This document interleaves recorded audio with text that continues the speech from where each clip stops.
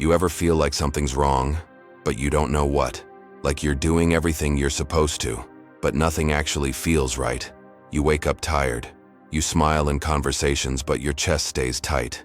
You're surrounded by people, and still feel like no one really sees you. And then you start wondering, is it me? Am I broken? Why does life feel like I'm walking through fog with my hands tied? Let me tell you something most people never realize. You're not reacting to reality. You're reacting to a prediction your brain made years ago, before you had the tools to question it, before you even knew you were allowed to. And now, that prediction became your lens, and that lens became your prison. You keep chasing clarity, but all you're doing is wiping the mirror while the glass in front of your eyes stays filthy. Here's the brutal truth. You're not stuck because you're weak. You're stuck because your perspective is distorted, and you've been calling it truth. But it's not truth. It's trauma. It's repetition. It's emotional reflex disguised as logic. You've been reinforcing a lie. Every time you say they don't care about me, every time you assume I'm not good enough, every time you feel pain and think it means rejection, you are strengthening the bars of a cage you never chose. But the good news? Cages made of perception can be shattered with awareness. This video is not about motivational fluff. It's about emotional surgery. You're going to learn how your mind builds your world and how to take the damn blueprint back. Because if you don't clean the lens, you'll keep blaming the view. Let's break the cycle. Let's dismantle the distortion. And finally, let's see what was always there. Ready? Let's move. You've probably been told your emotions are reactions. Raw, real, unfiltered responses to what's happening around you. But here's what's really happening. You're not reacting to reality. You're reacting to a prediction. Your brain is not a passive observer. It's a guessing machine. It doesn't wait for the world to show itself. It anticipates what's coming, then fills in the blanks. Fast, automatically, invisibly. Lisa Feldman Barrett explains it simply. Your emotions are constructed, not triggered. They're built on past experiences, conditioned beliefs, and emotional shortcuts burned into your nervous system. This means that knot in your stomach might not be about now. That shame after you speak up could be your brain reliving a memory from 10 years ago. That sudden anger could be your nervous system responding to something your conscious mind never even noticed. And yet, you call it truth. You call it you. But it's not you. It's a script written long ago, by trauma, by repetition, by survival. Think about that. You may be living your entire emotional life inside someone else's programming. You're feeling what you expect to feel, not what the moment actually holds. That's the real prison. You can change cities, partners, jobs, but if the prediction engine doesn't change, the emotional reality follows you everywhere. Here's the brutal truth. If you never question the predictions, they become prophecy, and prophecy becomes identity. But once you see the code, you can rewrite it. That's the power of emotional awareness. It's not fluff, it's rewiring. So the next time your chest tightens before a conversation, stop. Ask yourself, is this now, or is this the ghost of a moment I never healed? That question alone is life-changing, because awareness disrupts the loop. And once the loop is broken, the prediction loses its grip. And that's when you stop reacting and start choosing. This is how you take your emotional power back, not by controlling every thought, but by understanding the machine that makes them. And this leads us to something even deeper. If your emotional reality is built by unseen reinforcements, what happens when you keep telling yourself the same painful story over and over? It's not your fault, but it is your responsibility now. We expose something most people never realize, that your emotions are not reactions, but predictions. But what happens when those predictions get reinforced every single day by you? Here's the uncomfortable truth. You're not just reacting to pain. You're practicing it. B.F. Skinner, one of the most impactful behavioral psychologists, showed that repeated behaviors get reinforced through consequences. But what no one talks about is this. You don't just reinforce behaviors. You reinforce interpretations, thoughts, stories, emotional shortcuts.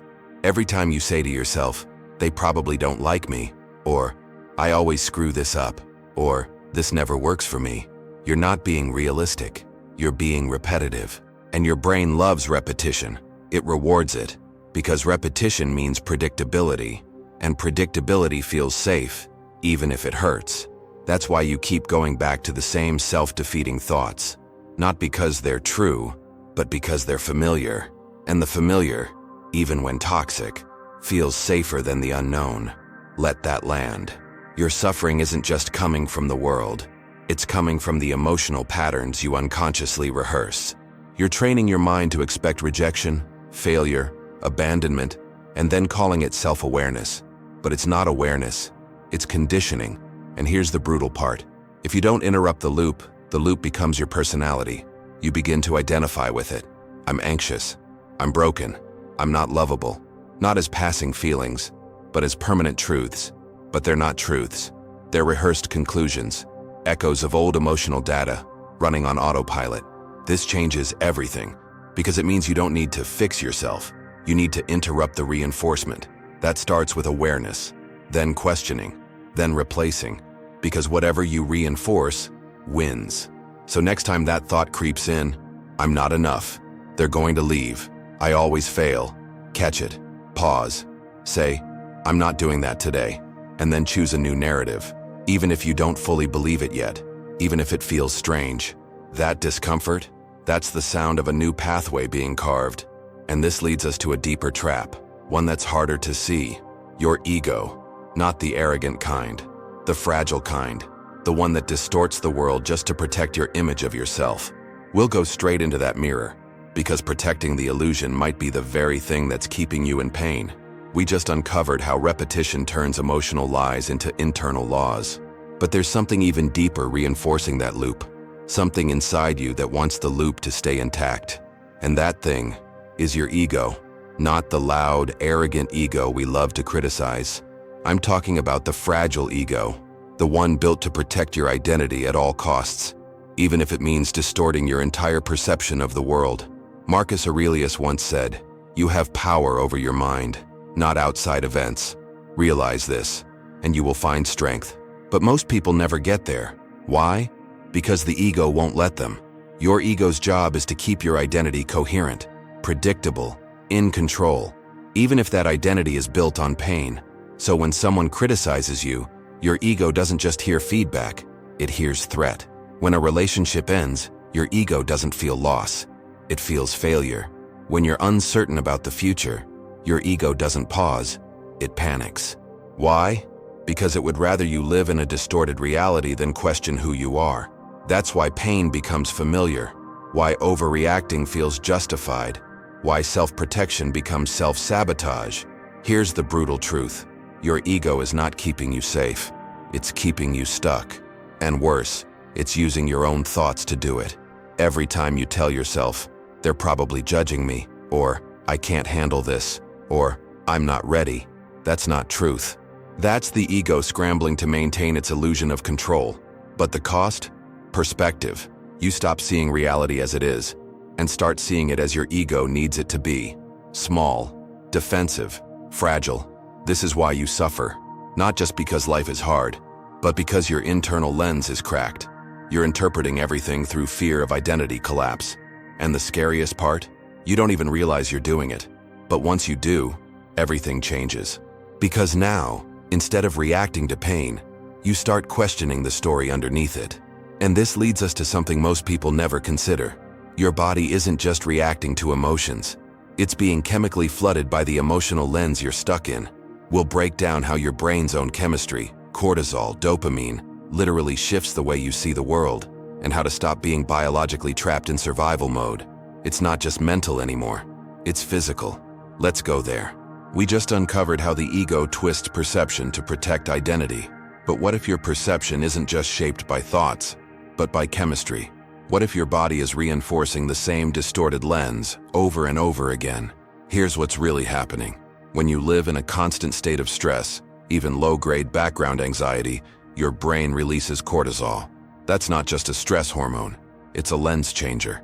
Dr. Andrew Huberman explains that high cortisol levels shrink your ability to think clearly, read social cues accurately, and regulate emotions. Your world doesn't just feel overwhelming, your brain is literally wired to perceive it that way. When cortisol is high, your nervous system isn't looking for truth, it's scanning for threat. Everything starts to look like danger. A neutral text feels like rejection. A pause in conversation feels like judgment. A delay becomes abandonment.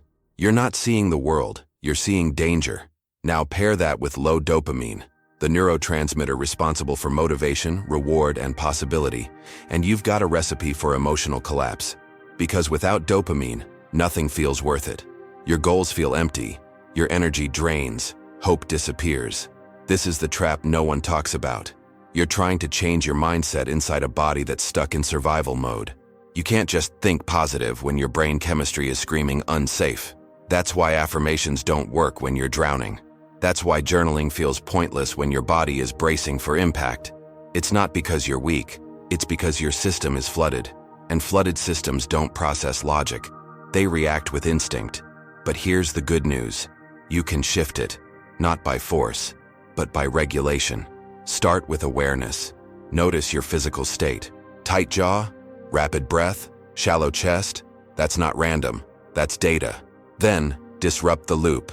Cold exposure, slow breathwork, sunlight, movement. Not trends, tools. Tools that tell your nervous system, you're safe now. Once safety is felt, perspective can return. Only then does the lens start to clear. And this leads us to a deeper distortion, one almost every modern mind falls into: comparison. Because even when your chemistry is balanced, if your perspective is hijacked by other people's lives, you'll still feel like you're losing a game you were never meant to play. We'll dismantle the lie of "I'm behind" and expose how comparison corrupts your clarity more than you ever imagined. Let's reset the lens again. We just explored how your brain chemistry hijacks your perception, making fear feel like fact. But even when your nervous system is regulated, there's another distortion waiting in the shadows: comparison. And it doesn't whisper, it screams. In scrolls, in silence, in success that isn't yours. You open your phone and feel behind. You hear someone talk about their promotion and feel small. You see a happy couple laugh and suddenly wonder if love is even meant for you. But here's what's really happening. You're not seeing their life. You're seeing their highlight through your distortion. And the worst part? You compare their curated image to your unfiltered emotions. Of course you feel like you're losing. Nietzsche once said, "Become who you are."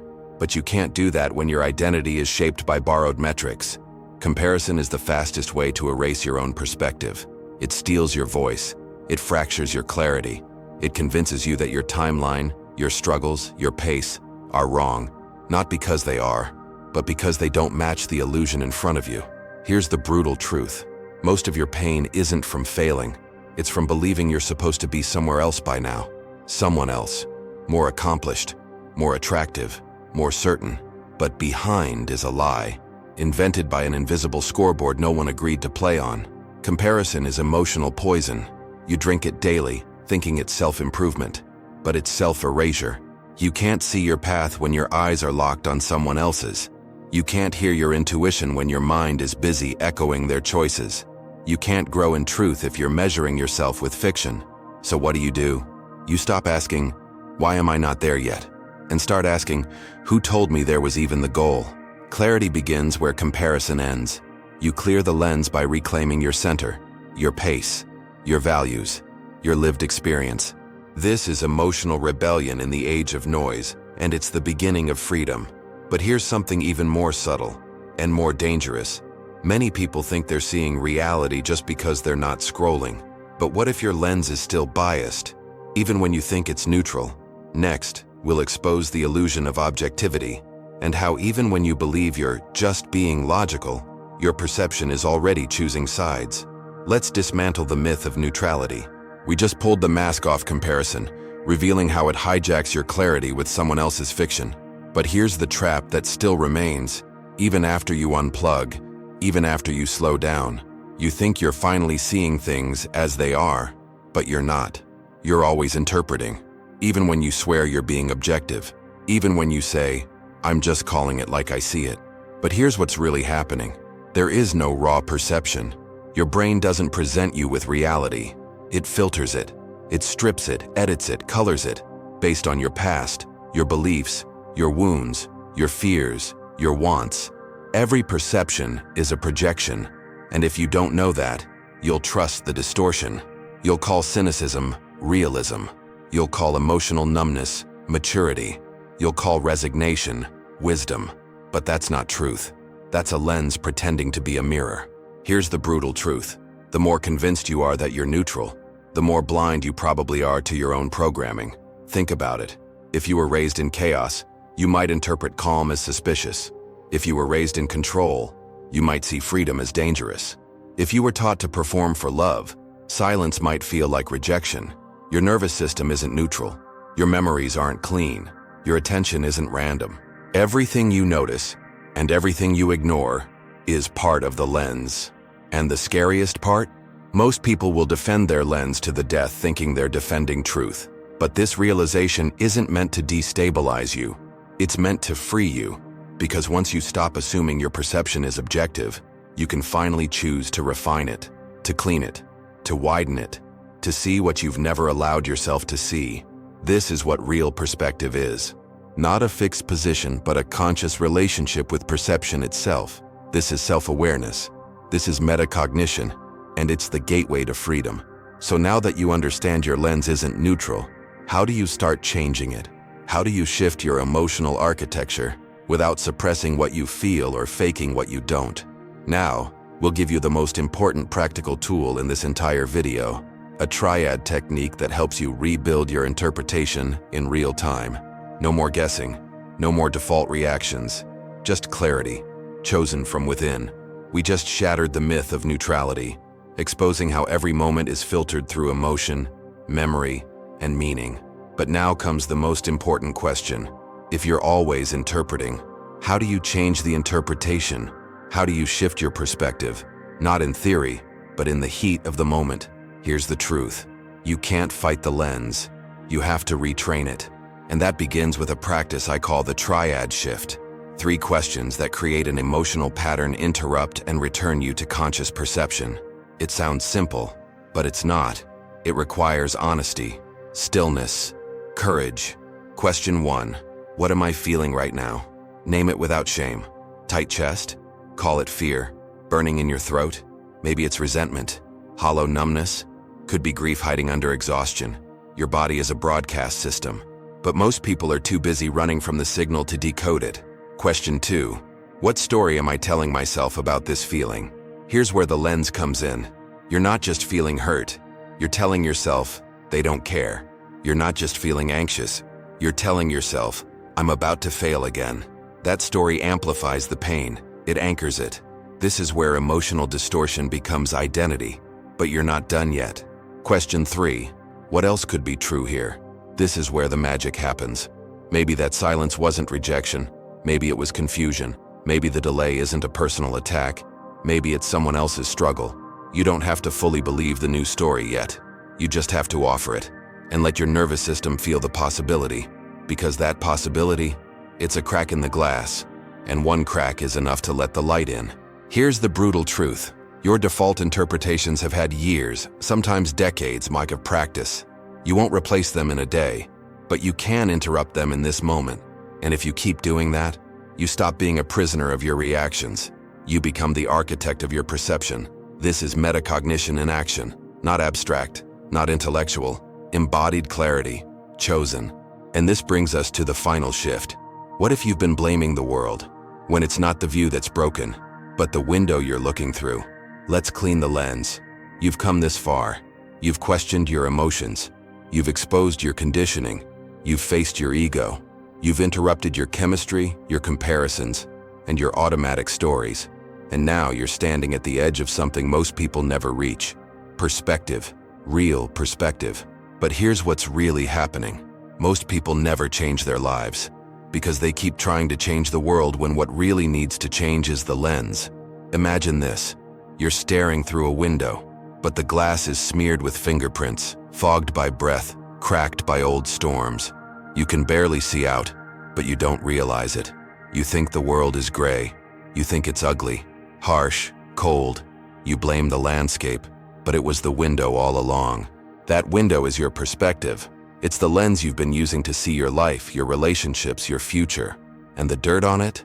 That's your unhealed pain, your inherited beliefs, your unchallenged assumptions, your trauma-colored memory, your survival mode chemistry.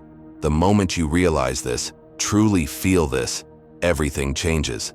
Because now you stop trying to fix the unfixable. You stop trying to control everyone, predict everything, and avoid every risk. Instead, you reach for the cloth. You clean the glass. Not once, not perfectly, but consciously.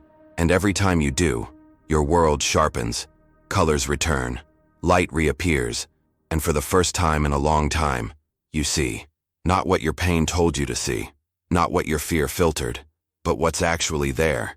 And here's the part no one tells you. Cleaning the lens is not about becoming someone new.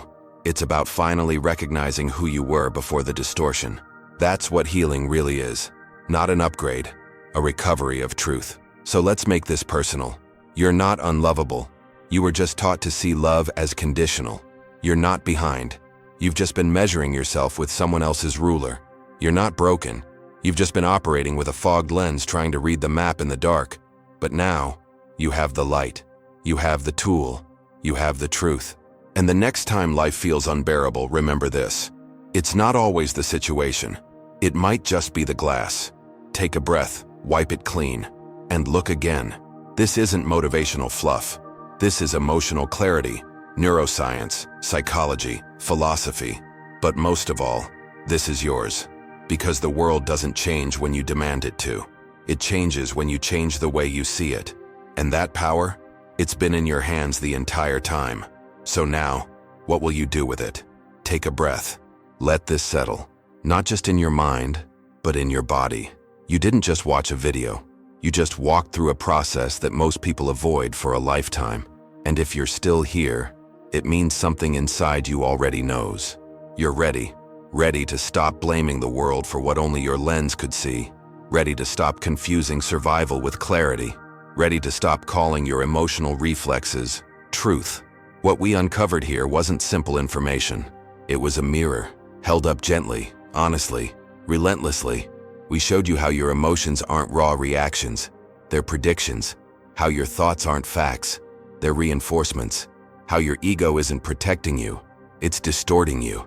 How your chemistry isn't neutral. It's narrating. And how your comparison isn't inspiring. It's intoxicating. But above all, we revealed this. You are not the view. You are the glass. And that single shift, that's everything. Because now, when pain rises, you pause. When the old story kicks in, you question. When life feels too much, you look again. This is more than mindset. It's more than self-help. This is emotional liberation. It's about finally stepping out of the cage, made of your own perception, and realizing the door was never locked, just never noticed. And look, this won't be instant. No real transformation is. You'll forget. You'll fall back into old loops. You'll want to wipe the glass once and expect the whole view to change. But here's the promise. Every time you choose awareness over autopilot, every time you name the emotion, challenge the story, offer a new meaning, you're rewiring the lens, bit by bit, day by day, and eventually, without even noticing, you'll start seeing yourself differently, then the people around you, then the possibilities ahead. That's how change actually happens. Quiet, subtle, permanent. So if something in you is awake right now, don't rush past it. Sit with it. Let it stretch inside you. And when you're ready, here's your next step. Subscribe to this channel if this resonated. Not for numbers, for you. Because this space isn't built on hacks or hype. It's built for people like you. People who feel deeply, who think beyond the surface, who are ready to reclaim their perspective and rebuild from within. And if you know someone still trapped in their lens, send this to them.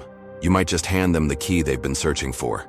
Because sometimes, one sentence in the right moment can clean a lifetime's worth of fog. Welcome to clarity. You've earned it. And this is only the beginning. Let's keep going. Together.